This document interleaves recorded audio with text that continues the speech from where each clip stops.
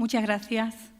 Manuel Moreno, pianista de Huelva, por este inicio extraordinario que nos ha situado de inmediato en el mismo cielo.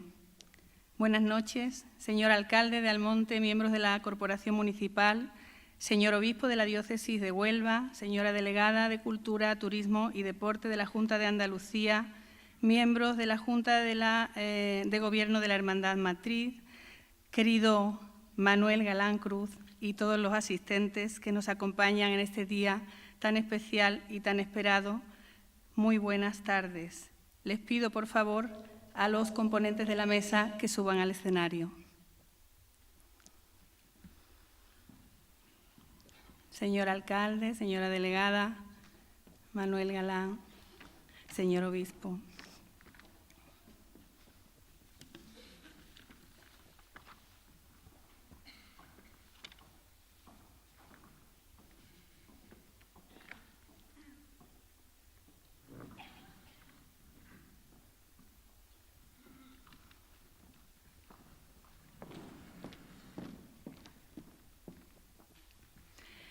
Hace apenas unos días, en una conversación muy interesante con un gestor cultural que vela con su trabajo por la programación del teatro público, comentábamos que el secreto de que el público asista al teatro estaba en que la programación y la experiencia teatral en sí misma estuviese rodeada de afecto. Hoy esas palabras se ponen en práctica en esta sala del Salvador Tábora con la asistencia de todos ustedes. Cuando el ritual de la cultura, además de nutrirse de contenidos como el de esta tesis que don Manuel Galán Cruz presenta en nuestro teatro, de gran riqueza histórica y repleto de idiosincrasia monteña y rociera, se rodea de un público como ustedes, esa experiencia se llena de sentido y cumple su más importante cometido, ser el alma de nuestra sociedad, contar nuestra historia y permitirnos avanzar para ser mejores. Deseando que esta vivencia de esta tarde la guarden como un tesoro en sus corazones de público entregado y generoso, damos comienzo a la presentación, dando la palabra a nuestro alcalde y agradeciéndole desde esta Concejalía de Cultura su calor, interés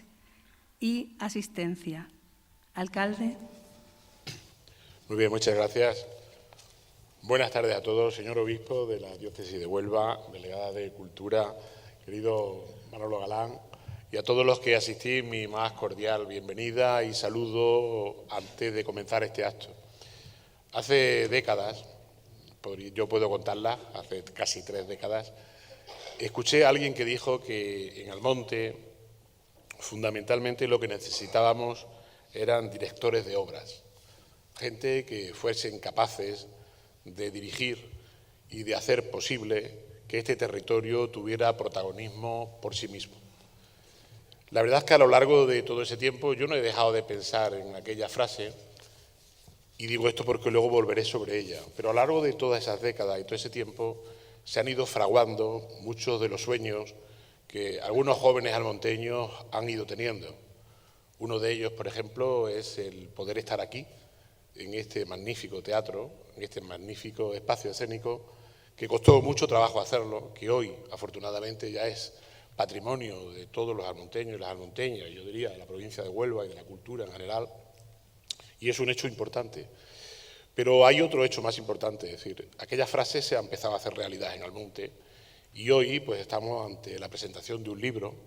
que no es fácil que para la presentación de un libro, Manolo, tengamos tanto público. Es una cosa sorprendente, pero es así, ¿no? Es decir, confluyen ambas cosas, es decir, es el espacio, que ya es nuestro, confluye además el esfuerzo de un joven que ha hecho posible creer en ese sueño de que teníamos que ser protagonistas de lo nuestro, tener los invitados que tenemos aquí hoy, la delegada de Cultura y el señor obispo, me parece que también es algo que es importante y, en definitiva, hoy venimos a corroborar esos sueños, el sueño de tener un espacio, de tener gente que lo llene y, sobre todo, de hacernos dueños de nuestra propia historia. Yo no he leído el libro aún, pero conociendo a Manolo, que además somos de familia, y lo que digo no lo digo porque seamos de familia, sino porque lo considero así, pues realmente me parece que es un esfuerzo ímprobo, un esfuerzo de investigación magnífico, muy bien tratado y llevado a un escenario como este, donde confluye todo, confluye ese sueño de querer ser protagonista de nuestro propio territorio, querer ser directores de nuestras propias obras y protagonistas de todo lo que hacemos. Y un tema como el que venimos hoy a hablar aquí en este libro, que es tan identitario nuestro, es decir, que nos ha permitido y nos va a permitir ser portavoces de muchas tarjetas de visitas en Andalucía, lo cual es algo muy importante. Por lo tanto, yo quiero hoy concluir este saludo diciendo que me siento muy orgulloso de ser alcalde de Almonte en este momento y de poder corroborar cómo todos esos sueños empiezan a converger en algo tan importante como esto y que hoy pues estemos ante un escenario como este, presentando un libro con esta afluencia de gente, con estos invitados y sobre todo quiero decirle a Manolo y agradecerle que nos haga este regalo, porque su obra, en esta presentación,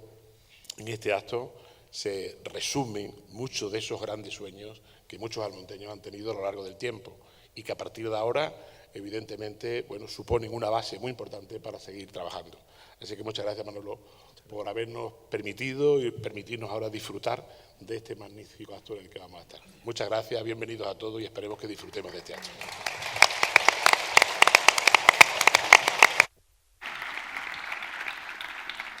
Gracias, señor alcalde. Vamos a nombrar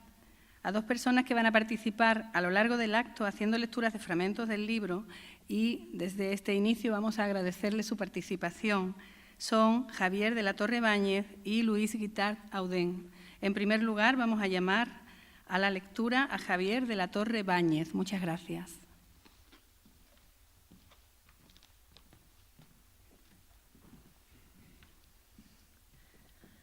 La romería del Rocío ha llegado a convertirse casi en un fenómeno social. Después de la participación y entrada en ese escenario natural de los medios de comunicación de masas, así de frívolo podemos llegar a verlo. Si no profundizamos, aunque sea levemente, en el pasado de una devoción que sigue viva y que continúa trayendo hasta este santuario mariano a multitud de fieles y devotos, no solo en días de romería, sino durante todo el año. Personalmente pienso que lo que hoy tenemos existe gracias a que nuestros antepasados nos lo han hecho llegar, nos lo han dejado en herencia. Hablamos, por tanto, de un capital espiritual que muchas veces supera en importancia el material y del que somos responsables directos de hacer llegar a futuras generaciones, para que al menos tengan la misma oportunidad de conocerlo que tenemos la gente de hoy.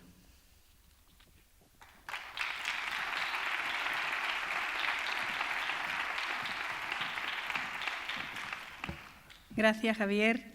Le cedemos la palabra ahora a doña Teresa Herrera Vidarte, delegada territorial de Turismo, Cultura y Deporte de la Junta de Andalucía. Pues,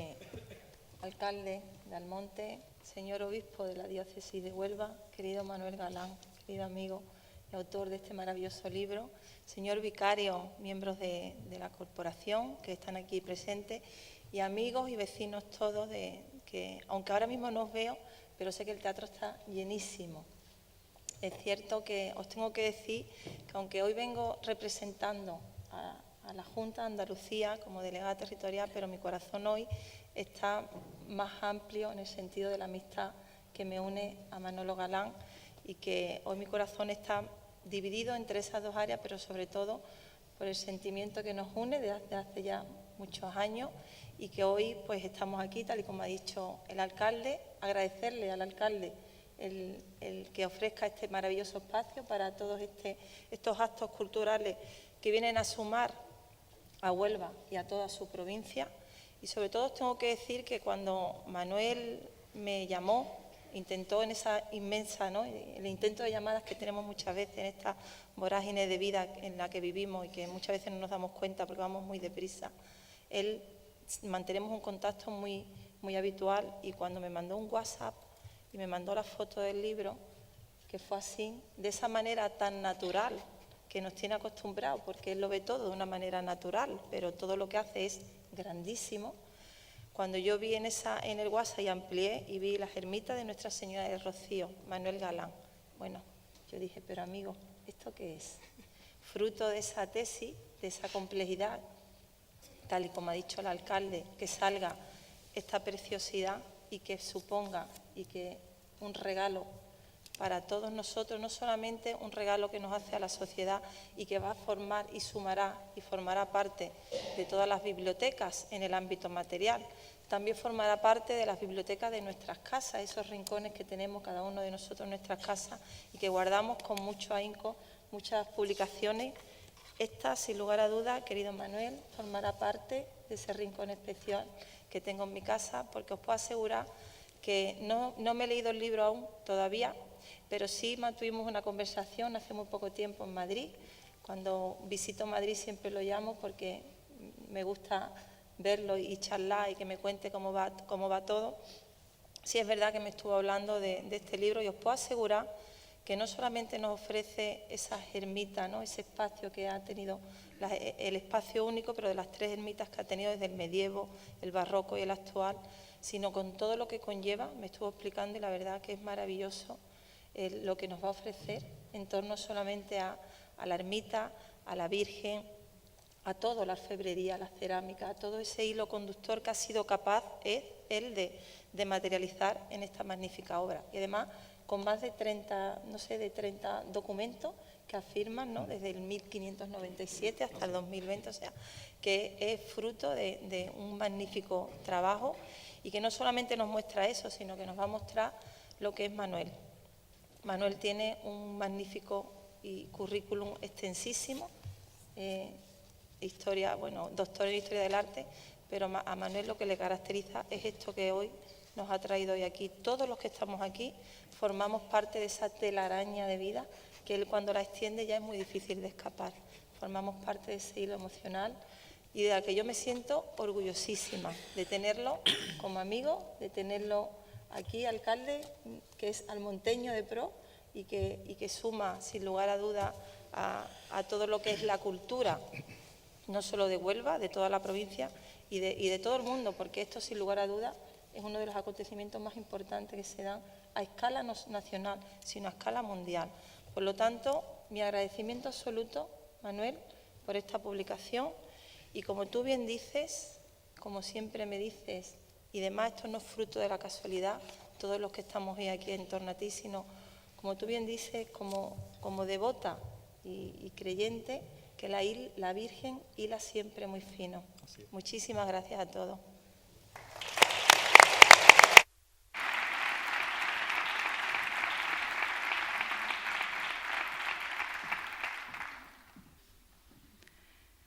De la presentación escrita por el obispo de Huelva, don Santiago Gómez Sierra. En todos estos templos, la referencia principal ha sido la imagen sagrada de la Virgen del Rocío, que a lo largo de la historia ha ido recibiendo como signo de la devoción secular donaciones, ya sea para su misma bendita imagen como para la ermita que la contiene. De ello se nos habla en el libro: arquitectura, orfebrería, retablos, pinturas, exvotos,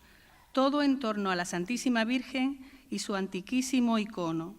Todo ello ha ayudado a los devotos y a cuantos se acercan a orar ante la blanca paloma a captar la unción sacra que desprende, o como se dice en el directorio sobre la piedad popular y la liturgia de la Congregación para el Culto Divino, las imágenes sagradas por su misma naturaleza pertenecen tanto a la esfera de los signos sagrados como a la del arte. En estas, que con frecuencia son obras de arte llenas de una intensa religiosidad, aparece el reflejo de la belleza que viene de Dios y a Dios conduce. Sin embargo, la función principal de la imagen sagrada no es procurar el deleite estético, sino introducir en el misterio.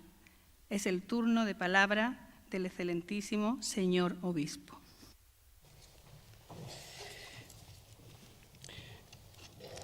Señor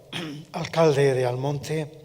señora delegada territorial de Turismo, Cultura y Deporte de la Junta de Andalucía, querido Manuel Galán, autor de este libro que ahora presentamos. Para mí es también una satisfacción poder acompañarte y compartir, pues, con tantas personas como te acompañan y están presentes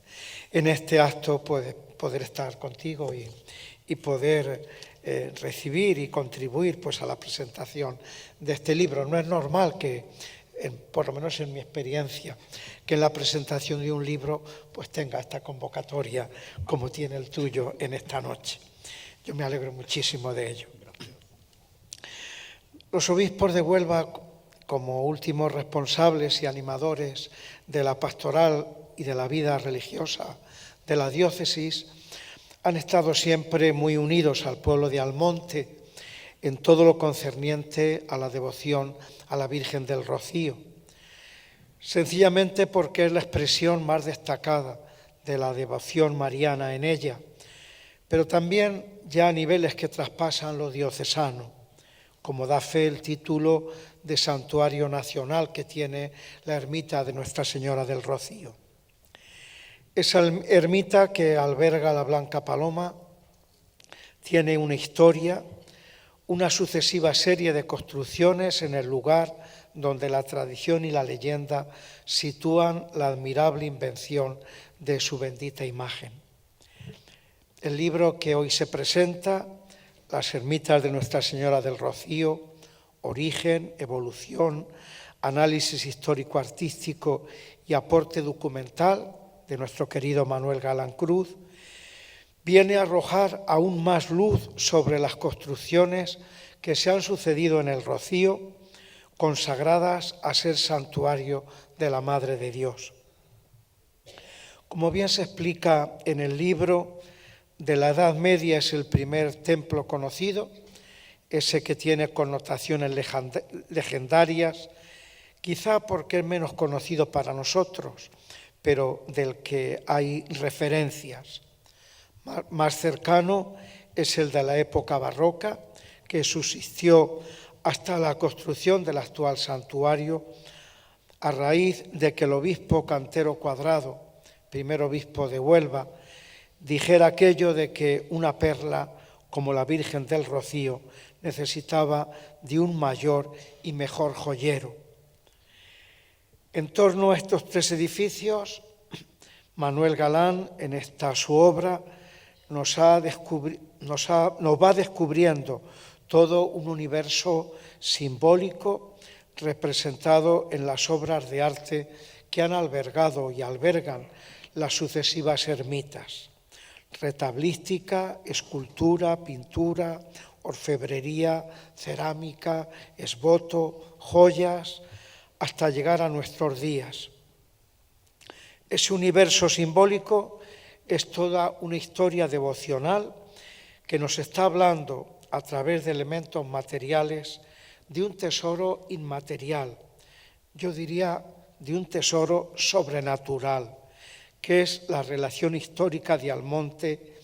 y del amplio mapa rociero con la devoción a la Virgen del Rocío. Un legado que hemos de conservar, un legado de fe y devoción que hemos de transmitir a las próximas generaciones, pero un legado espiritual que nos está demostrando que en el santuario, en torno a la antiquísima y bendita imagen de la Blanca Paloma, se sigue renovando un culto mariano que nos está hablando de toda una sucesión de generaciones que han estado y están desgranando un constante magnífica por las obras realizadas por el Señor en María. El apéndice documental viene a servir de apoyo a esta investigación, una investigación hecha con rigor, porque no en vano es gran parte de una tesis doctoral del autor que ahora, en este formato de libro, se hace más asequible a todos los estudiosos de la devoción rociera. Al santuario de hoy, sucesor de las antiguas y sencillas ermitas de la Virgen del Rocío, peregrinó un día San Juan Pablo II. Allí dijo que para él era motivo de honda alegría y de acción de gracias culminar la visita apostólica a la diócesis de Huelva, peregrinando a estas marismas en las que la Madre de Dios recibe en la romería de Pentecostés e incesantemente durante todo el año el vibrante homenaje de devoción de sus hijos de Andalucía y de muchos otros lugares de España. A esta multitud incontable de romeros, decía el Papa, he querido unirme ante esta bellísima imagen de la Virgen para venerar a nuestra Madre del Cielo.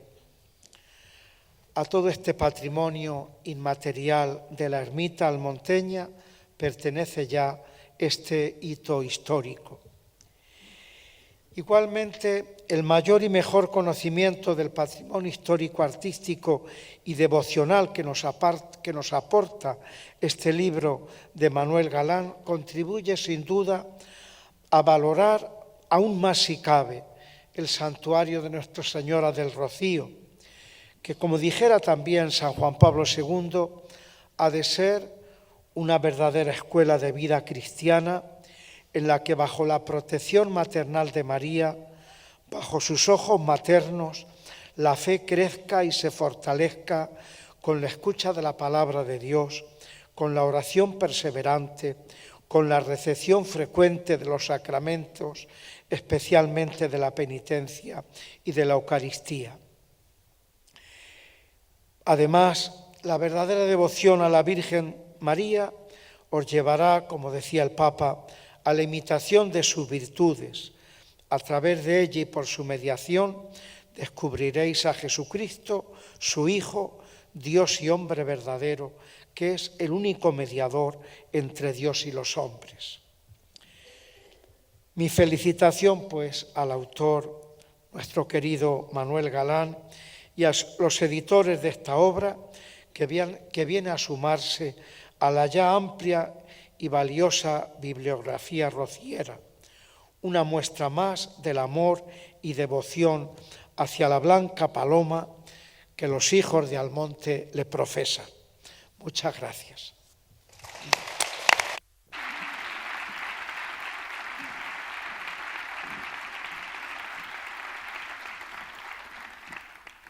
Para este tercer turno de lectura vamos a recibir con muchísimo cariño a nuestro querido vecino, don Luis Guitart Audén.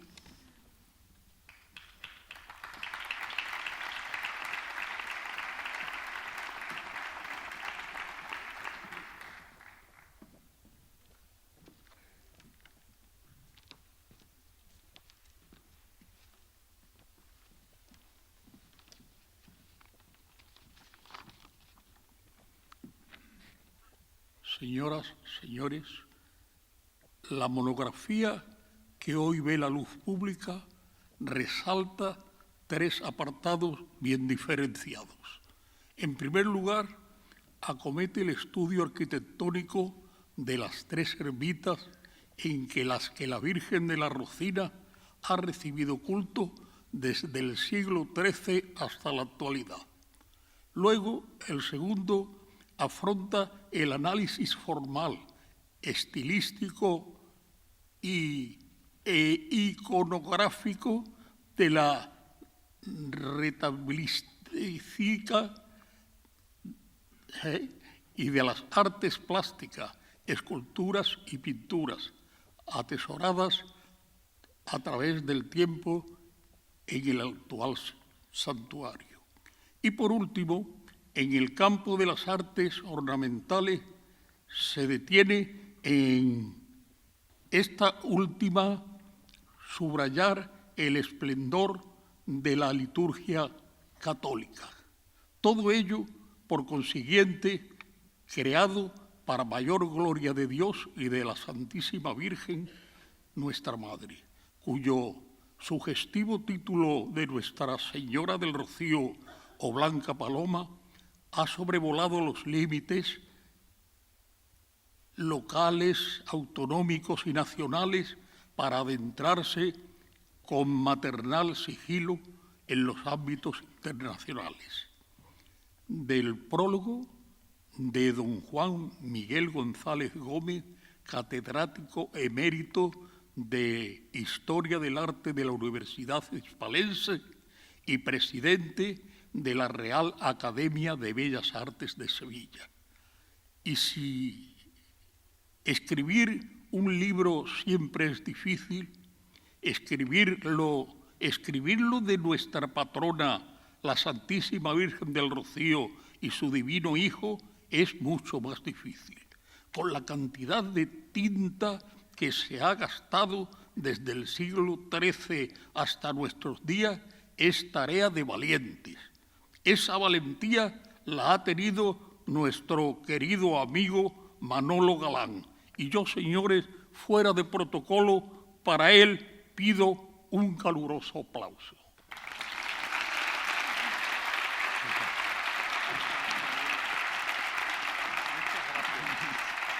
Gracias por estar aquí.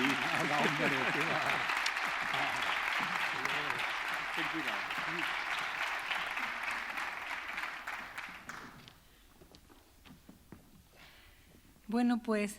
finalmente es el turno del autor del libro, don Manuel Galán Cruz. Muchas gracias, Pepa. Señor alcalde, señora delegada y señor obispo, os agradezco enormemente, primero, la presencia y, segundo, las palabras que tan cariñosamente me habéis dedicado. Porque, bueno, independientemente de los cargos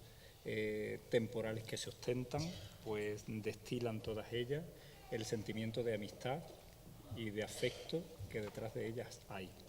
Y bueno, y es verdad que en muchos casos, creo que en todos,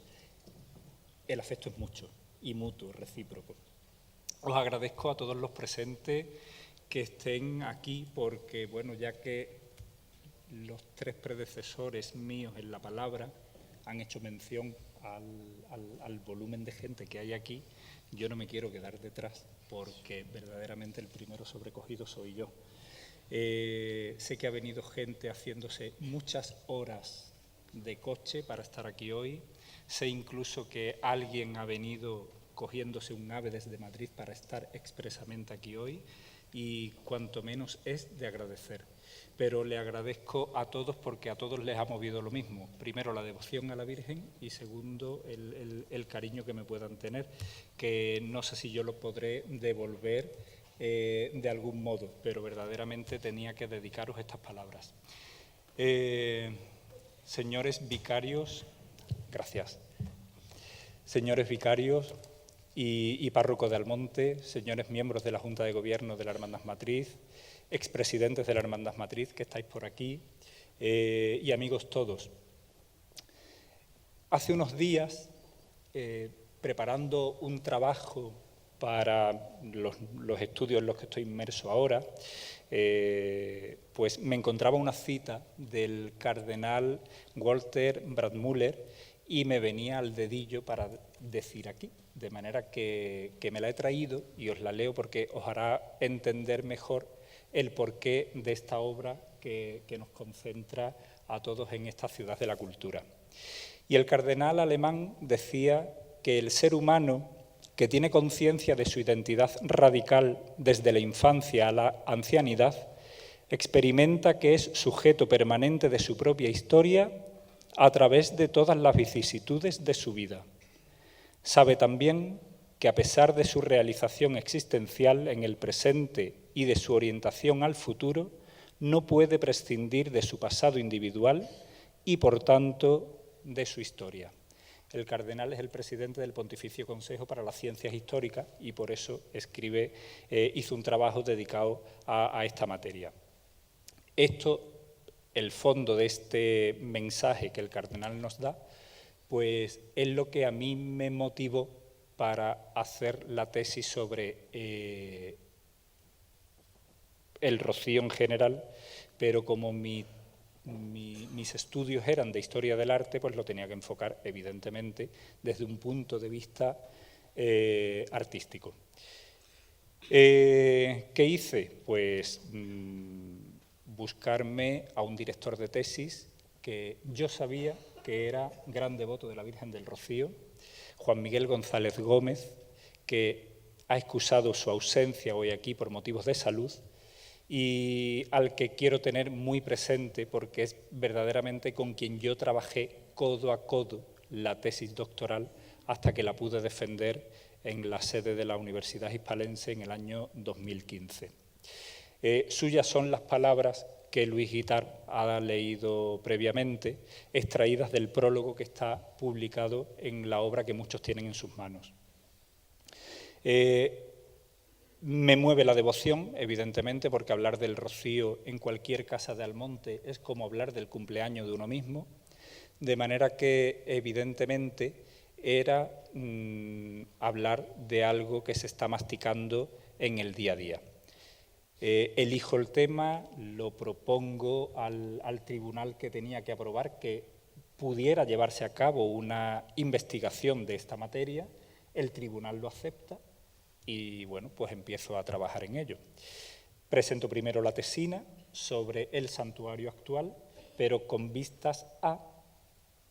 ampliar para la tesis, de manera que esa ampliación la hago ya rastreando hasta el origen, como mencionaba don Santiago antes, hasta el origen de aquella primera ermita que, como decía don Santiago, de tintes legendarios, que hunde sus raíces hasta el siglo XIII. Pues hasta ahí he podido llegar, vinculándolo además muy directamente con el periodo de la Reconquista. Y bueno, eso me lleva también, me da pie, no solamente a hablar de las ermitas del Rocío, como aparece en el título, como continente, sino también del contenido que esas ermitas a lo largo del tiempo, de los más de 7 siglos de historia documentada, que como mencionaba la delegada Teresa, querida Teresa, mencionaba que el documento más antiguo que aparece en el apéndice documental es de 1597. Pues efectivamente, hunde sus raíces hasta esa fecha he estado manejando documentación original y después, pues verdaderamente con muchísima bibliografía que también está recogida en esta obra. Y me da pie a hablar de todas esas piezas devocionales o que hablan de la devoción de tanta gente, como aquellos exvotos, como piezas de orfebrería, de la propia imagen de la Virgen, que hay un estudio muy interesante aquí publicado. Y bueno, ese estudio en concreto le tengo que agradecer precisamente a don Francisco Javier, párroco del Ave María de la parroquia de Dos Hermanas, porque me ha permitido analizar con todo lujo de detalles una escultura que bueno, ni a soñar que yo me hubiera parado a pensar, me ha aparecido, curiosamente, cuando me pongo a reestructurar la tesis con la idea de sacarla a la luz en forma de libro. Este trabajo que ve la luz, ha visto la luz el pasado día 12 de enero y hoy se está presentando oficialmente en este teatro, es fruto de aquella tesis doctoral que defiendo en el año 2015, pero bueno, es verdad que los avatares de la vida nos llevan por diversos caminos. Ya Teresa mencionaba que cuando va a Madrid hacemos por vernos. Me encuentro en Madrid desde hace año y medio. Tuve que dejar mi trabajo en la hermandad, donde he disfrutado horrores y enormemente, y aquí está un grupo de compañeros de trabajo que os sigo considerando compañeros de trabajo. He disfrutado muchísimo, pero bueno, la vida nos va llevando por distintos caminos y resulta que la Virgen me pone pues, en el camino el estar en Madrid ahora mismo en una etapa nueva e ilusionante. Y muy agradecido además, porque estoy encantado estando en Madrid. Pero vuelvo a mi tierra cada vez que puedo, claro está. Pero claro, como estoy estudiando, pues resulta que he tenido este año más vacaciones que he tenido nunca. Y cuando yo llego a mi pueblo en junio, a primeros de junio, y veo que el siguiente curso no empieza hasta el día 3 de octubre, pues yo pensaba, digo, bueno, ¿y qué hago yo 4 meses si yo no he ido a la playa 3 días seguidos en mi vida? Vamos. Entonces, y encima uno pertenece a una generación que no nos han enseñado padres no nos han enseñado a estar perdiendo el tiempo. Entonces, cojo la tesis tal cual, una tesis que tiene en torno casi 1.300 páginas, y digo, bueno, pues esto habrá que estructurarlo de algún modo para poderlo hacer asequible, que por lo menos se pueda coger, doblar, abrir, en fin. Y me pongo a reestructurarla, una labor bastante compleja porque no he cosido nunca, pero imagino que será algo así o al menos parecido a desmontar un traje y querer hacer un traje distinto con las mismas piezas. Entonces, bueno, me pongo a reestructurar y al mismo tiempo actualizar, porque evidentemente no iba a publicar tal cual un trabajo de investigación que estaba hecho en el año 2015 sobre un edificio que está vivo y que sigue teniendo labores de reforma, ampliaciones, cambios de uso de las distintas estancias, entonces había que actualizarlo. Y eso me ha dado pie a iniciar esa investigación para actualizar todos los datos que yo defendí en la tesis doctoral en el año 2015 y al mismo tiempo, como hacía mención anteriormente, pues me aparece esta imagen de una Santa Ana triple en la parroquia del Ave María de Dos Hermanas, interesantísima, porque es una pieza del siglo XV y una Santa Ana triple es una Santa Ana que porta a la Virgen que a su vez porta al niño, de ahí le viene el nombre, y la cara de la imagen de la Virgen es estrictamente un calco del rostro de la Virgen del Rocío. Yo me quedo perplejo y quien me acompañaba, que también está en la sala, se queda como yo o incluso más sobrecogido, porque, bueno, pues seguimos sin saber la autoría, pero al menos vemos que una misma mano pudo sacar a la luz de una obra lígnea, pudo sacar a la luz más de una escultura, no solamente la de la Virgen del Rocío. Hay cosas muy interesantes que he llegado a esa conclusión en la investigación llevada a cabo este verano, como por ejemplo quise corroborar fielmente la compra de aquel retablo que se dice que se compra en el año 1753 para agradecerle a la Virgen que lloviera en un momento dado, en un periodo de sequía, y un retablo que dice el documento del Archivo Municipal que se compra a las madres dominicas del convento de Nuestra Señora de los Reyes de la ciudad de Sevilla. Ese convento, hoy extinto, conserva su archivo en el convento de las Reverendas Madres Dominicas en Bormujos, y hasta allí he estado yendo durante todo este verano, por aquello de aprovechar el tiempo, y todas las mañanas me iba al convento con las hermanas para investigar también y dar con datos que me dieran luz sobre aquel retablo. Curiosamente, tengo que desmontar la teoría de que el retablo se comprara porque no aparece la venta del retablo por ninguna parte. Porque, de hecho, aquí en Almonte se menciona en aquel documento que se comprara un retablo, pero, sin embargo, en el convento no está registrado de ningún modo la venta de esa pieza para la ermita del Rocío. Y, al mismo tiempo, una figura que es verdad que aquí se le tiene cierto reconocimiento, porque de hecho tiene hasta una calle en Almonte, la calle Tello de Eslava, un apellido de mucha raigambre para una calle tan cortita como es, que tiene escasamente unos metros, y sin embargo sí he podido dar con que los Tello de Eslava pudieran tener más de lo que nos podemos imaginar de vinculación o de, permítanme la expresión y lo entrecomillo, de culpabilidad en cuanto a la iconografía que actualmente presenta la imagen de la patrona de Almonte.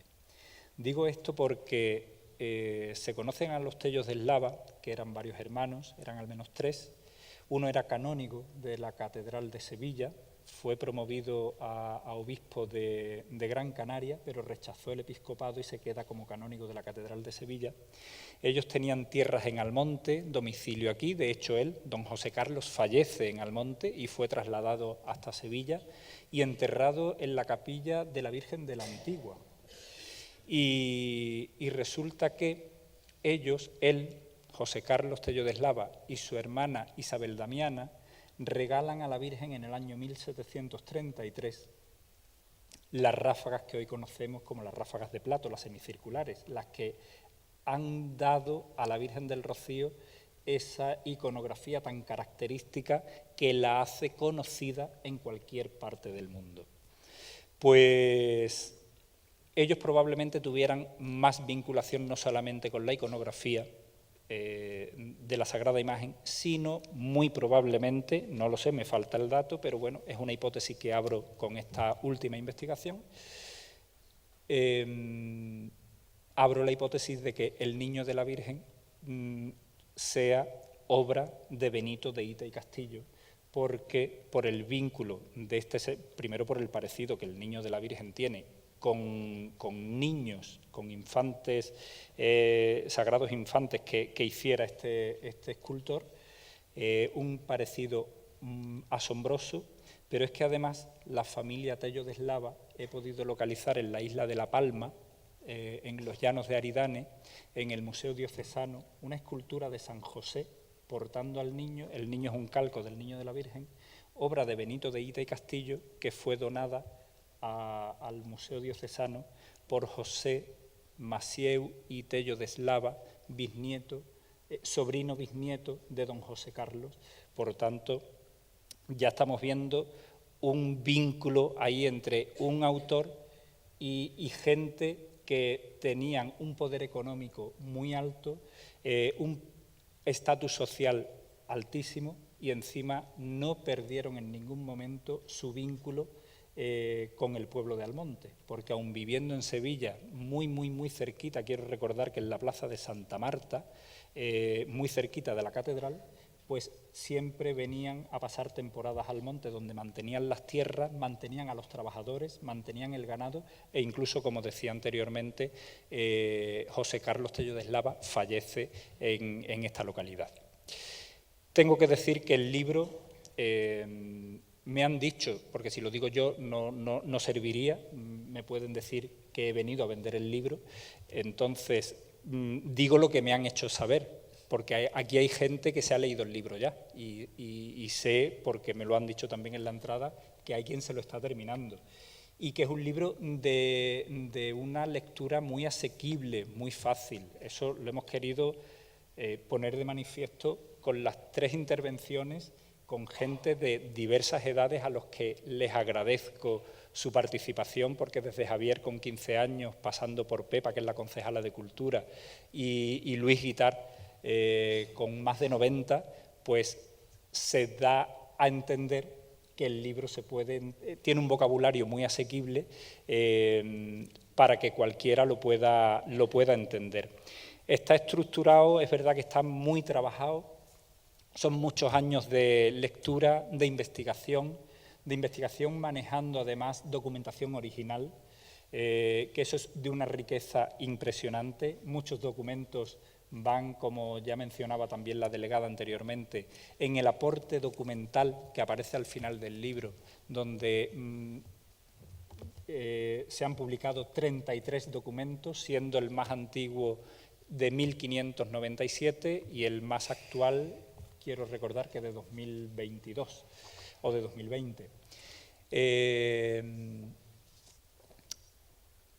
Todo ello es para que se entienda, porque bueno, la obra tiene en total 453 páginas. De todas ellas aparecen también 640 notas al pie, que eso es para que se pueda entender con mayor claridad todo lo que se expone a lo largo y ancho de todo el libro, y va iluminada además con 224 láminas que bueno, he creído convenientes publicar para poder ilustrar, al menos mínimamente, de lo que el libro trata. Tuve que hacer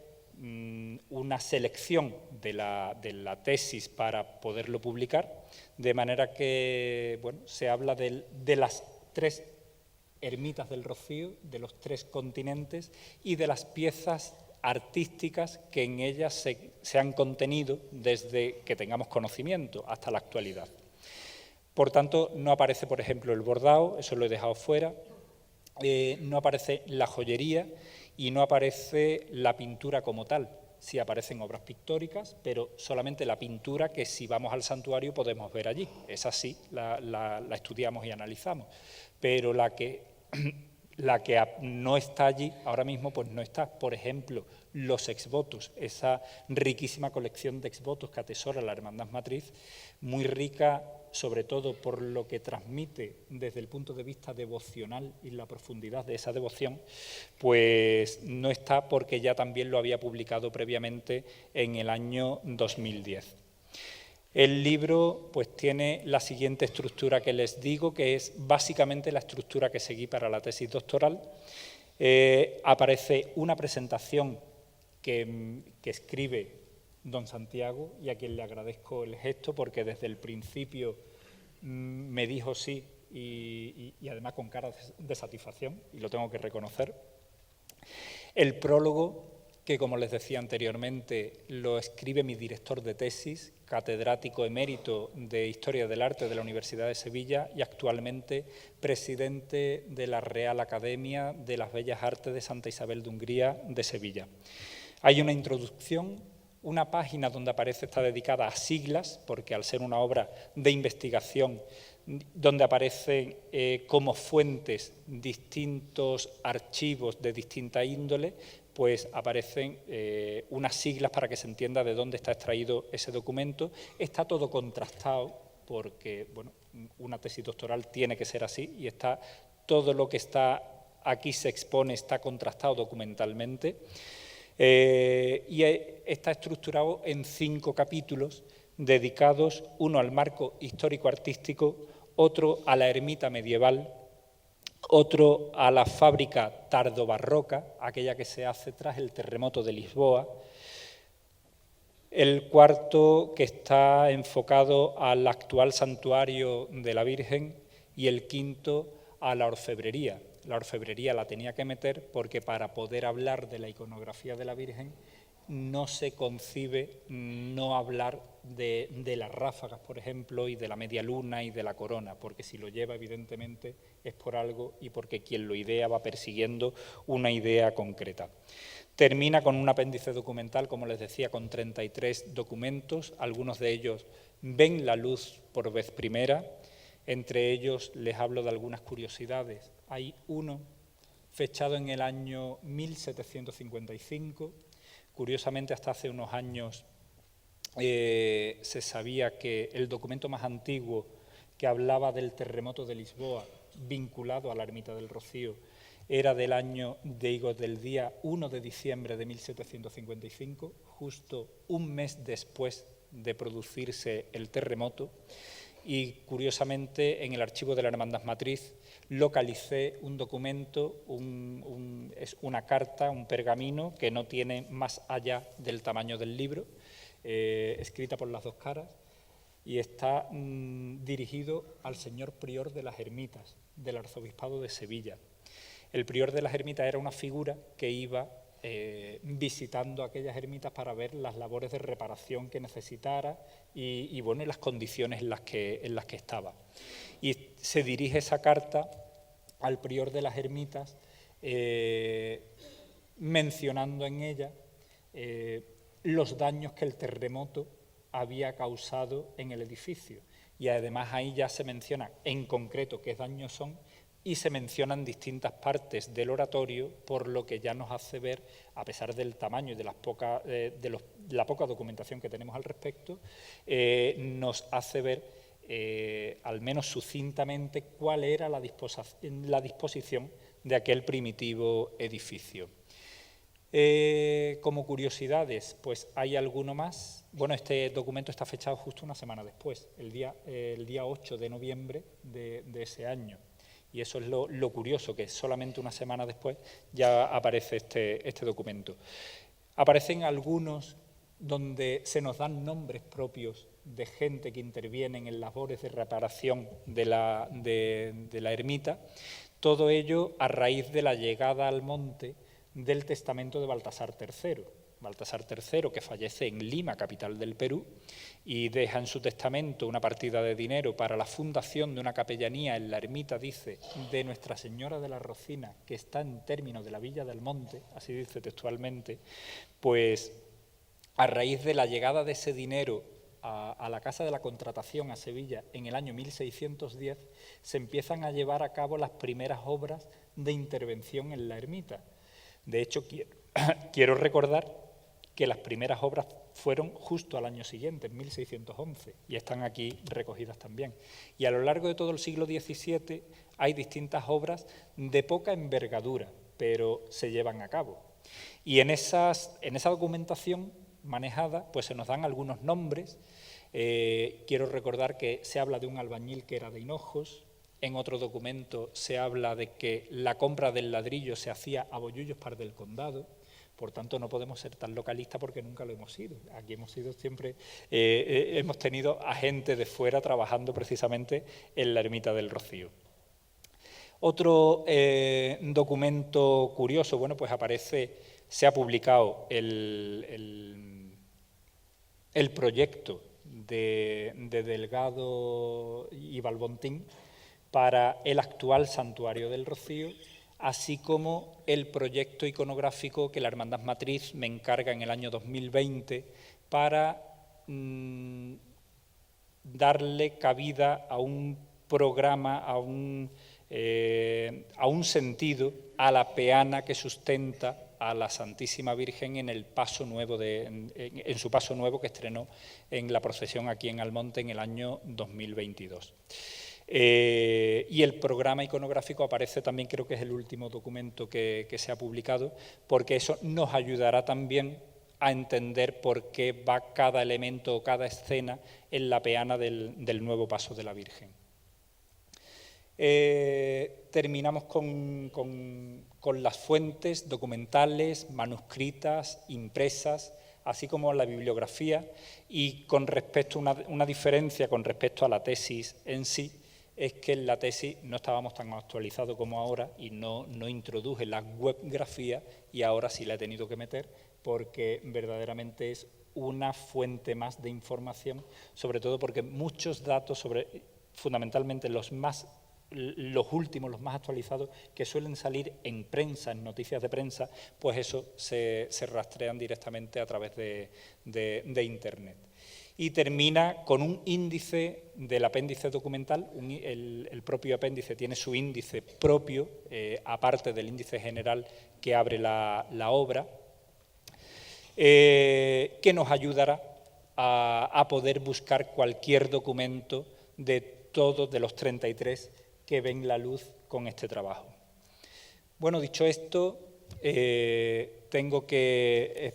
decirles también que la cubierta del libro aparece una imagen de la Virgen que no es una fotografía, eso se ve claramente,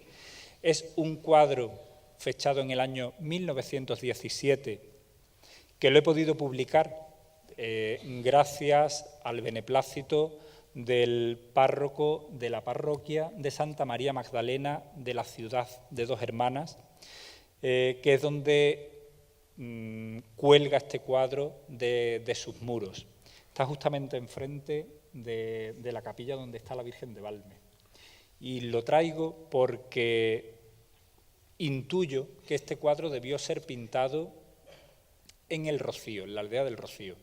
El cuadro mide 2,20 metros de altura, cuelga como 4 o 5 metros de altura desde el suelo, y es una obra de Manuel García y Rodríguez, y en el ángulo superior derecho lleva una inscripción en el mismo óleo que dice, pone el nombre de su autor, Manuel García y Rodríguez, en el Rocío, año de 1917. Claro, y lo de en el Rocío me da pie a pensar que fuera pintado allí. El cuadro nos da más información de la que podemos vislumbrar a simple vista. El cuadro aparece la Virgen y justo a sus pies la ermita que existía en el año 1917. La presencia de la ermita primitiva a la izquierda y del actual santuario a la derecha es gracias a la tecnología y al buen hacer de mi amigo José Antonio de la Torre, que con el foco no lo veo, estará en la sala, y le tengo que agradecer enormemente su trabajo, su disposición y y en muchísimas ocasiones su trabajo totalmente desinteresado para conmigo. Y es quien ha maquetado precisamente la cubierta del libro y ha hecho, pues con las nuevas técnicas, ha incluido, que parece obra de la misma pintura original, las dos ermitas, la previa y la actual. En la contracubierta no quiero dejar pasar la ocasión que, aparte de la sinopsis y una biografía de quien les habla, en la biografía me pedían que resumiera un poco más, pero había datos que yo no quería quitar. Y esos datos los digo aquí, ahora, a boca llena y desde lo más profundo del corazón, porque yo podía haber dicho que era doctor en Historia del Arte y ya con eso hubiera cubierto hasta la EGB. Pero yo quería dejar patente por escrito y que cualquiera que lo leyera supiera dónde yo había cursado mis estudios iniciales, dónde había cursado los medios y dónde hice la universidad. Como están aquí precisamente de todos aquellos centros por donde he ido pasando, tanto el colegio público Dunas de Doñana de Matalascañas, mis maestros están aquí también, y lo quiero agradecer de viva voz, porque además lo pongo que estudio la EGB en el Colegio Público Dunas de Doñana. Los estudios medios, yo soy de BUP y COU, gracias a Dios. Y el BUP y el COU lo hice en Almonte, en el IBE Doñana de Almonte, y también lo pongo. Creo que también hay algún profesor por aquí. Y también hay algún profesor que me ha dado clase en la Universidad de Sevilla. Entonces tengo que agradecer a todos la asistencia y que les quede claro que evidentemente me acuerdo, claro que me acuerdo, si no me acordara no lo hubiera puesto, me lo podía haber ahorrado y haber puesto la letra un poquito más grande, pero digo, no, esto tiene que estar. Así que, ya que he empezado con los agradecimientos, tengo que agradecer muchas cosas. Bueno, primero a mi familia, de hecho creo que son los a los que va dedicado el libro, fundamentalmente a mis padres, ¿no? Pero no solamente a quien no lo tenga ya aprovecho y lo leo, porque, bueno, como decía el cardenal Brandmüller, pues la historia es la de uno y la de nuestros pasados. Pero evidentemente la devoción no nos viene así, caída del cielo y ya está. Nos viene dada por el bautismo, por eso también menciono al padre Juan Vázquez Carrasco, párroco de Matalascañas, que fue quien me bautizó. Nombro también a don José García, de quien me acuerdo todos los días,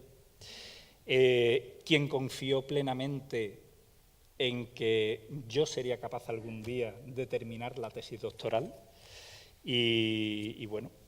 lo tuve que nombrar porque evidentemente se me hacía, no me parecía no nombrarlo porque apostó por mí, creo que como nadie. Y la dedicatoria, bueno, pues es verdad que la he dedicado a mis padres, pero no solamente teniendo en cuenta la familia actual, sino que si estamos aquí es por todos aquellos antepasados que nos han precedido en la vida y en la fe. Por eso dedico el libro a mis padres, a quienes debo lo que soy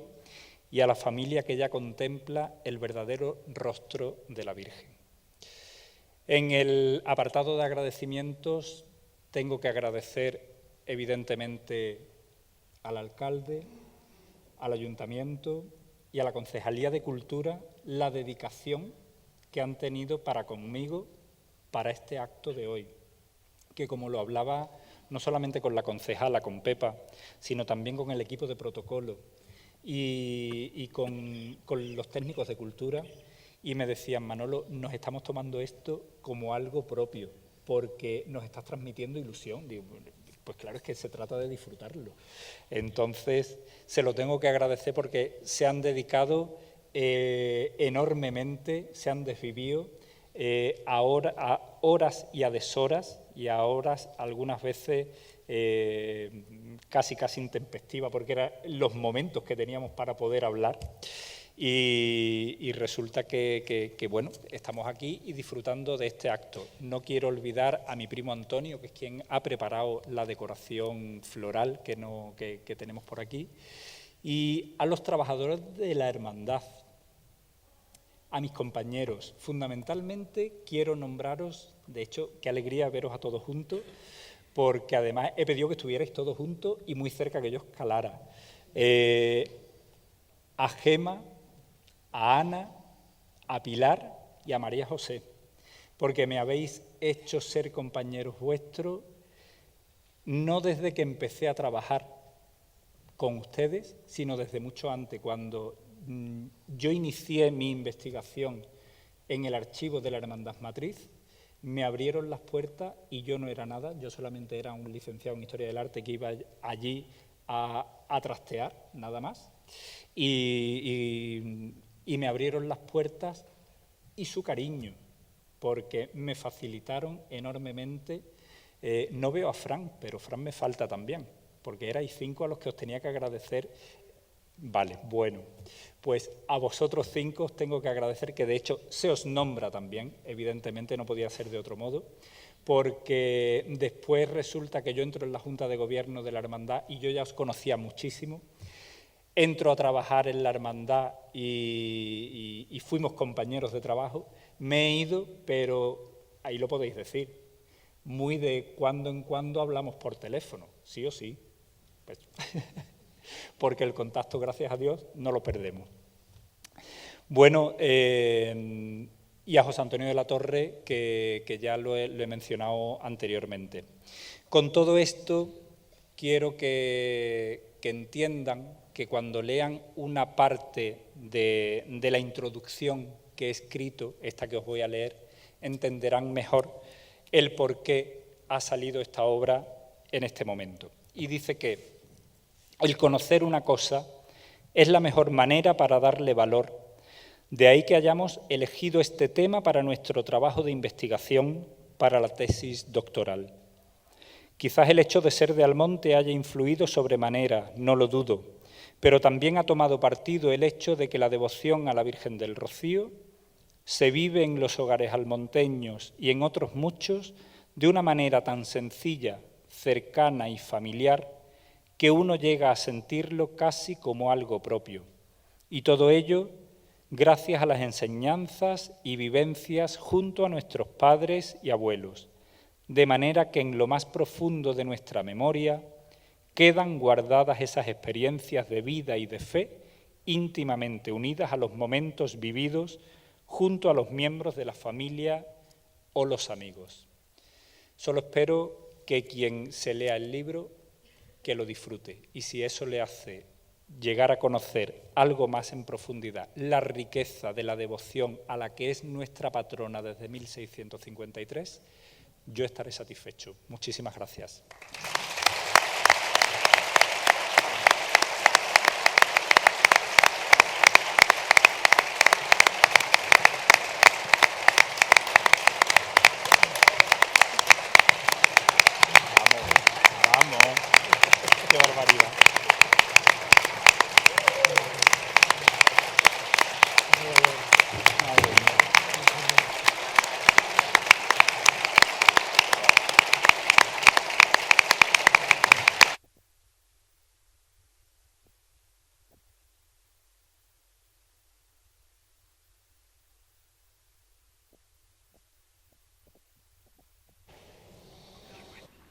Después de esta presentación, vamos a rogarles a los miembros de la mesa y a todos ustedes que sigan unos momentos sentados,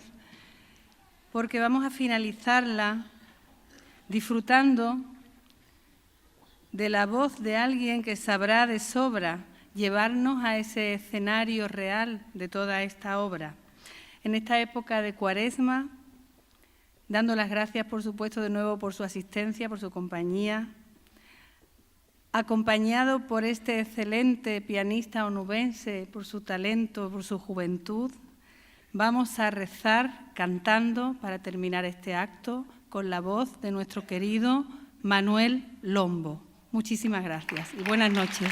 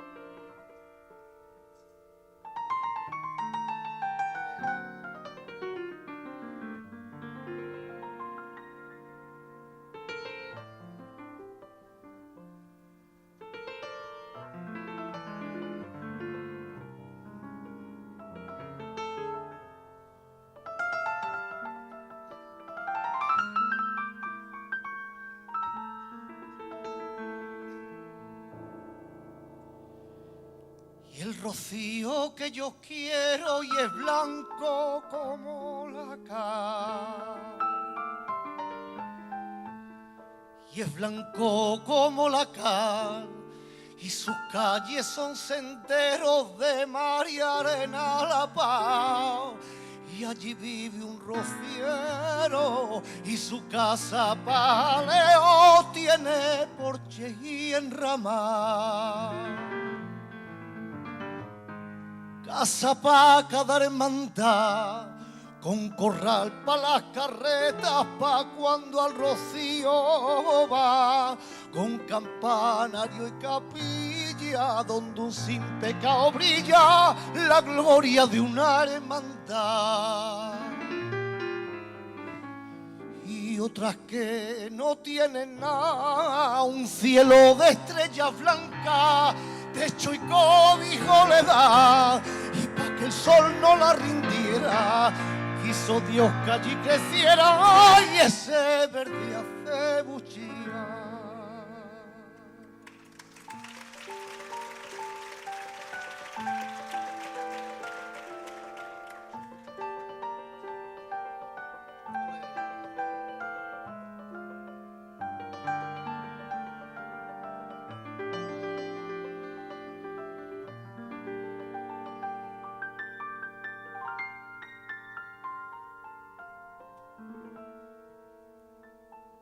Dibujando marismas de madrugada,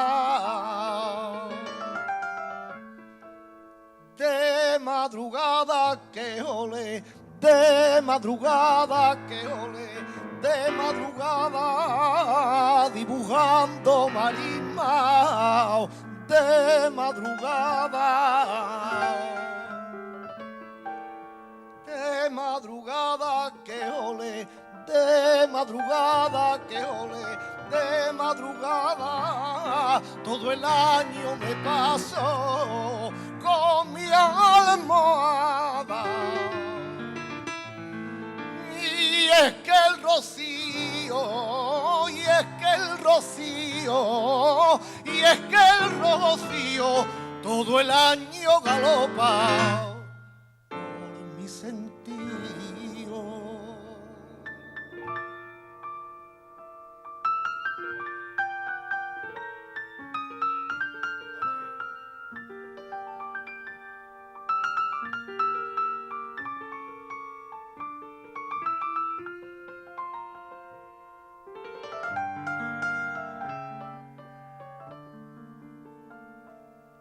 Cómo le cambia la cara a la Virgen del Rocío, a la Virgen del Rocío, cómo le cambia la cara a la Virgen del Rocío, cuando ve los sin pecado que del rosario han venido. Del rosario han venido y viendo la ermita llena, la Virgen se ha sonreído, como una blanca azucena tiene la cara rocío. Ay, guapa, guapa, guapa y bonita, así le canta el gentío, y fuera de la ermita y a la Virgen del Rocío.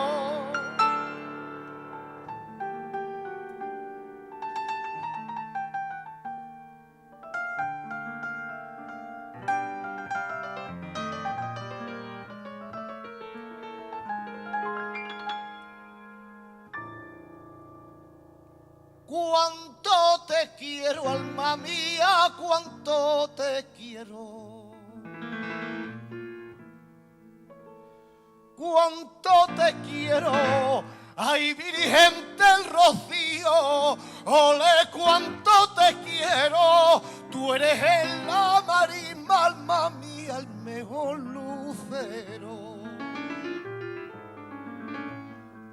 Que cuando muera quiero llevar tu imagen, ole que cuando muera quiero llevar tu imagen, Rocío. Rocío de cabecera. Porque hasta muerto yo te veré tan guapa, ole, porque hasta muerto yo te veré tan guapa, Rocío, como despierta.